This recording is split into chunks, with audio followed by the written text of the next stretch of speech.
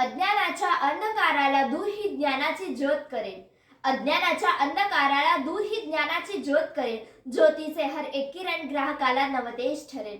ज्योतीचे हर एक किरण ग्राहकाला नवतेज ठरेल.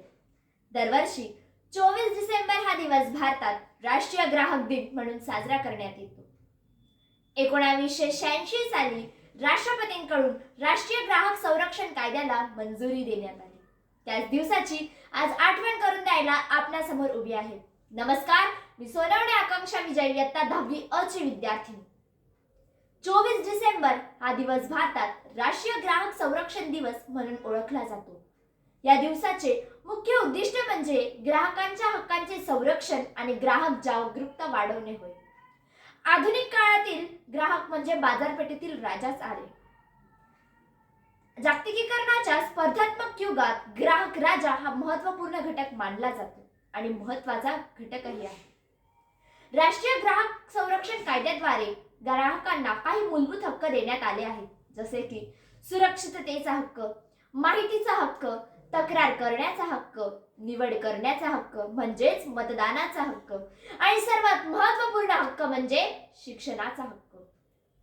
पूर्वीच्या काळी होणाऱ्या हेराफेरी लक्षात घेऊनच राष्ट्रीय ग्राहक संरक्षण कायदा बनवण्यात आला, जेणेकरून ग्राहकांना समान हक्क आणि त्यांचे हक्क हे मिळतील.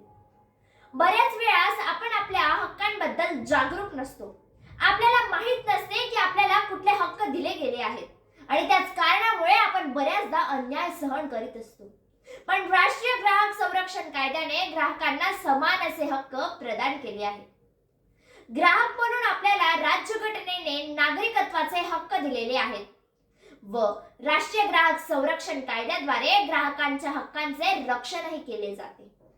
आज राष्ट्रीय ग्राहक संरक्षण दिनानिमित्त आपण सगळे निर्धार करूया की आज नुसते आजपासून ग्राहक न होता, आजपासून ग्राहकच न होता तर एक सुजाण आणि जागरूक ग्राहक होऊया. एक सुजाण आणि जागरूक ग्राहक होऊया आणि भारताला मजबूत बनवूया. भारताला विकासाच्या दिशेने